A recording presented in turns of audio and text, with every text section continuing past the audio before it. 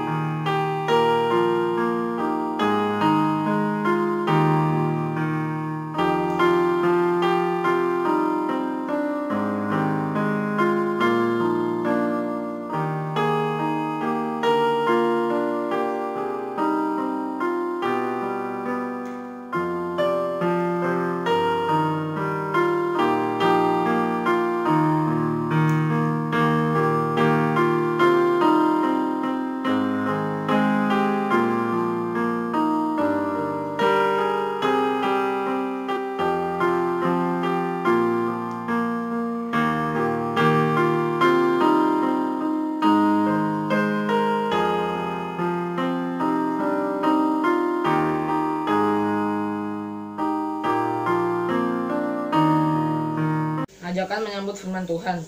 Teman-teman terkasih dan Tuhan Yesus, sekarang tiba saatnya bagi kita mendengarkan firman-Nya. Jadikan firman itu sebagai dasar dalam setiap pikir, kata, dan tindakan kita. Untuk itu marilah kita siapkan hati dan diri kita menyambut kebenaran firman-Nya. Pemberitaan firman.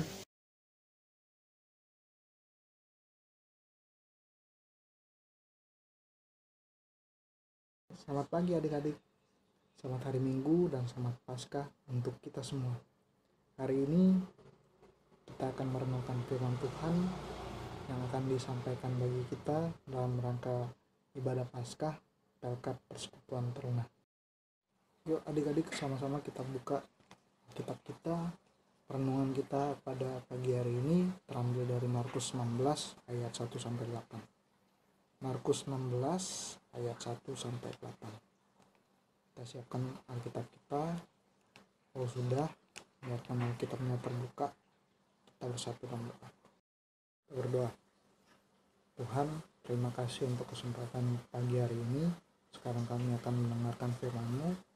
Kuasai hati kami dengan Roh-Mu yang kudus, dan berfirman-Lah bagi kami, karena kami sudah siap untuk mendengarnya. Dalam nama Tuhan Yesus kami sudah berdoa dan mengucap syukur. Amin.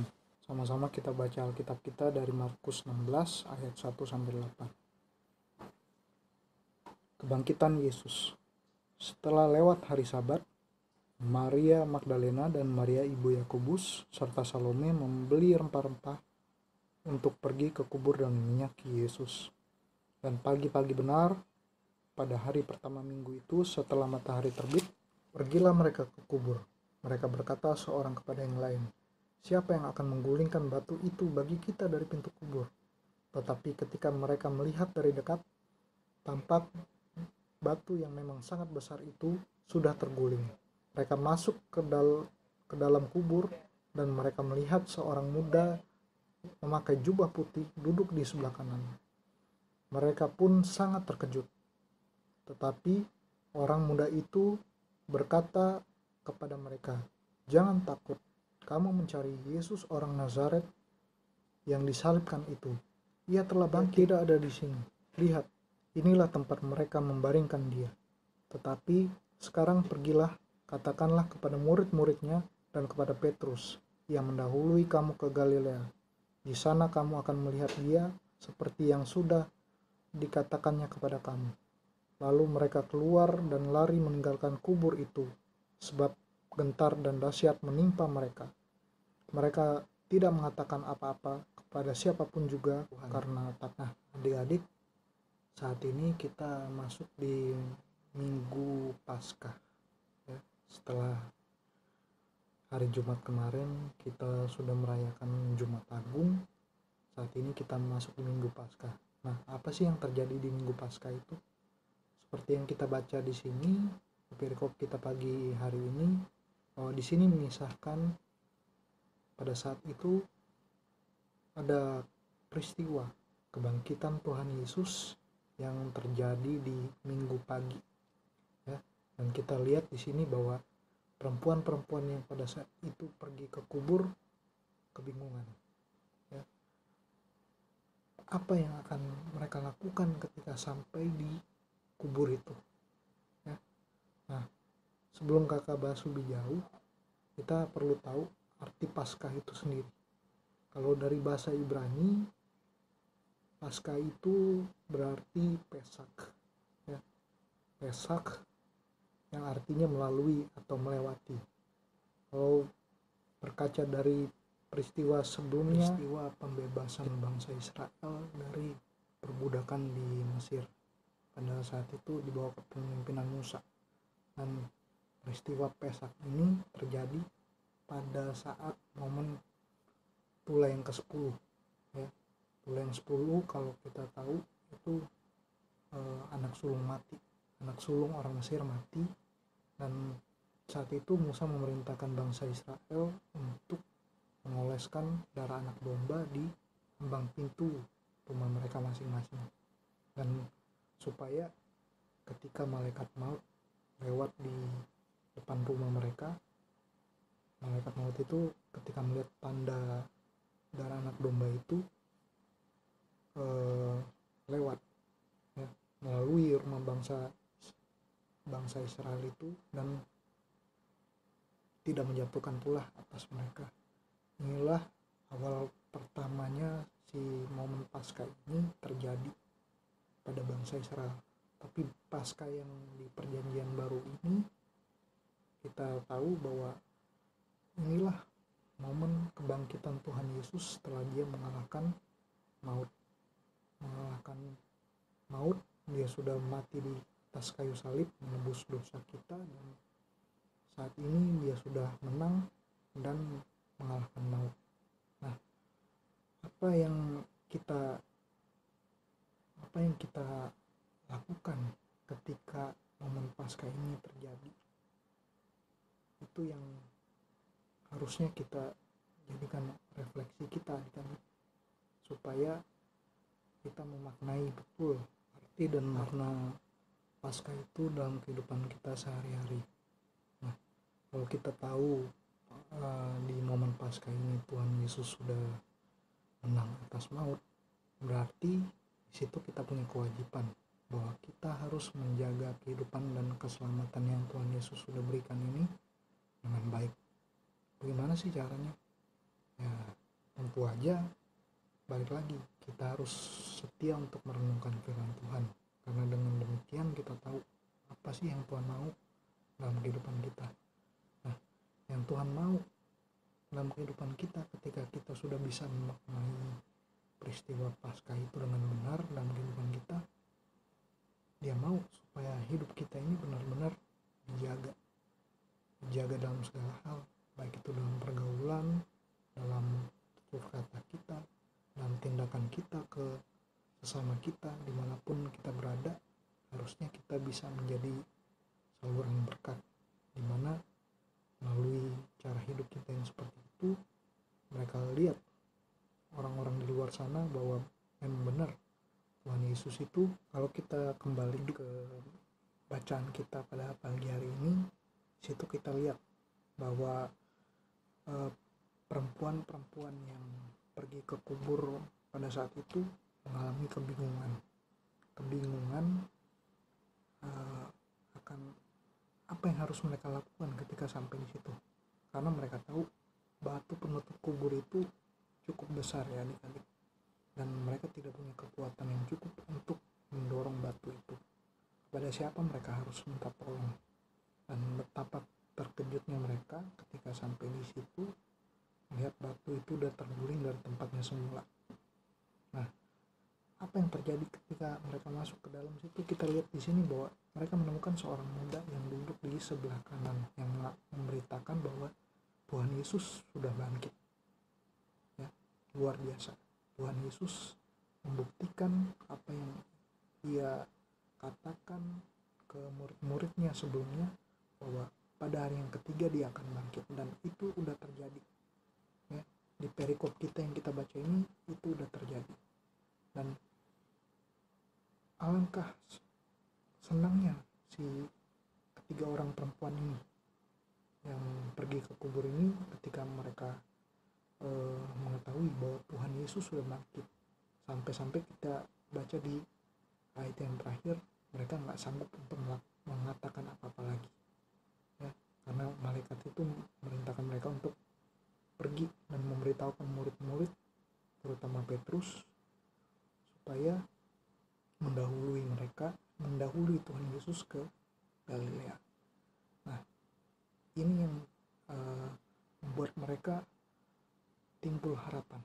Wah, bahwa benar Tuhan Yesus yang kita percaya ini mati tapi hidup lagi, bangkit lagi. Dan di situ kita tahu bahwa melalui kebangkitan Tuhan Yesus berarti ada harapan yang dia mau sampaikan kepada kita, bahwa bersama Tuhan Yesus selalu ada harapan, terutama ketika kita menghadapi situasi seperti sekarang. Kita diminta untuk jangan takut, jangan cemas, jangan khawatir, ya, menghadapi situasi seperti sekarang ini. Kita harus punya keyakinan bahwa berita kebangkitan Tuhan Yesus yang sudah kita terima pada pagi hari ini itu memampukan kita untuk bisa optimis dalam hidup, ya, apapun yang kita alami, apapun yang kita rasakan, ya. Dan dari kakak itu aja. Semoga firman yang kita terima pada pagi hari ini itu bisa menjadi berkat bagi kehidupan kita, terutama ketika kita masuk di minggu yang baru. Terima kasih adik-adik. Sekian dari kakak. Tuhan Yesus memberkati kita sekalian. Amin. Nyanyian respon firman Tuhan. Sebagai respon terhadap firman Tuhan yang telah disampaikan bagi kita, marilah kita menyanyi dari KMM nomor 127 bait 1. Mengikuti Yesus keputusanku.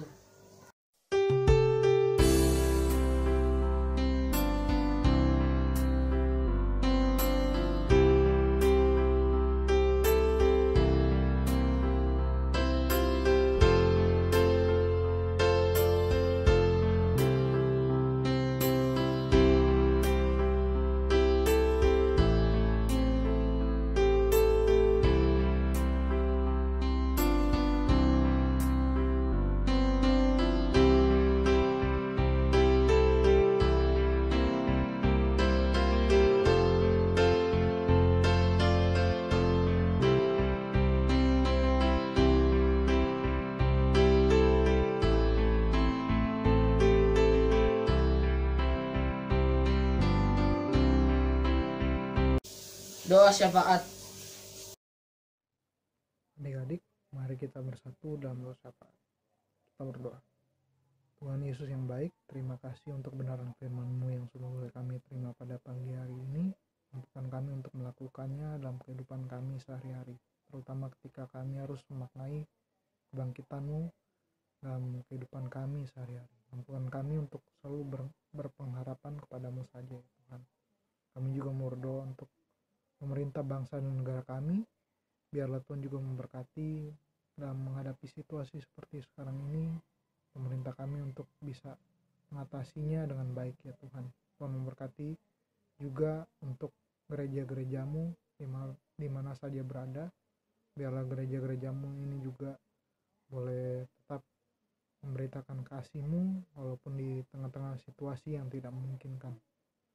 Dengan segala keterbatasan yang ada, gereja-gerejamu juga boleh menjadi terang bagi umat-Mu.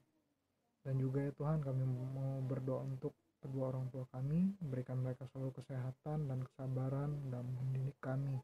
Berikan juga berkat-Mu bagi mereka. Begitu juga untuk teman-teman kami yang berulang tahun, biarlah dalam kesukacitaan mereka, Tuhan, mereka selalu mengingat Engkau sebagai pemberi kehidupan, dan agar mereka selalu berharap kepadamu saja. Dan juga untuk teman kami yang dalam keadaan sakit, kiranya Tuhan memberkati, merawat mereka, menyembuhkan mereka. Juga untuk mereka yang berkekurangan, mereka yang membutuhkan bantuan, dan juga para tenaga medis yang saat ini berjuang di garis depan untuk mengatasi virus COVID-19 yang saat ini terjadi, ya Tuhan. Tuhan juga memberkati mereka dan menguatkan mereka. Tuhan selalu bersama-sama dengan mereka. Terima kasih ya Tuhan. Inilah doa syafaat kami. Dalam nama Tuhan Yesus kami sudah berdoa dan mengucap syukur. Ajakan memberi. Teman-teman, marilah menyatakan syukur kita atas kasih setia Tuhan yang telah Ia nyatakan bagi kita dengan memberi yang terbaik dari apa yang ada pada kita. Hendakkah kita memberi dengan sukacita? Marilah kita menyanyi dari nyanyian persembahan KMM 161 bait 1 dan 2. Bukan karena upahmu.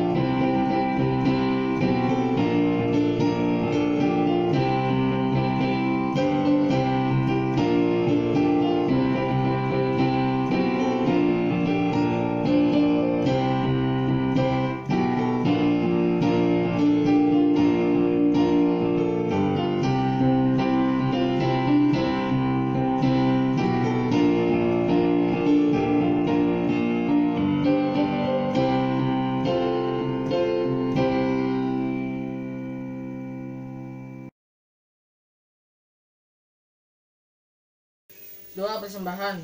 Mari kita bawa persembahan ini dalam doa bersama-sama. Tuhan Yesus, berkatilah persembahan yang kami berikan ini agar berguna bagi pelayanan kasih-Mu, dan ajar kami untuk dapat memberikan yang terbaik bagi Tuhan dengan mempersembahkan hidup kami untuk hormat dan kemuliaan nama-Mu. Adik-adik terkasih dalam Tuhan Yesus, kembalilah ke dalam kehidupan kalian sehari-hari. Lakukanlah firman Tuhan yang kalian dengar dalam pikiran, perkataan, dan tindakan kalian dimanapun kalian berada. Kita menyanyi dari KNM nomor 97 bait 1, 2, dan 3.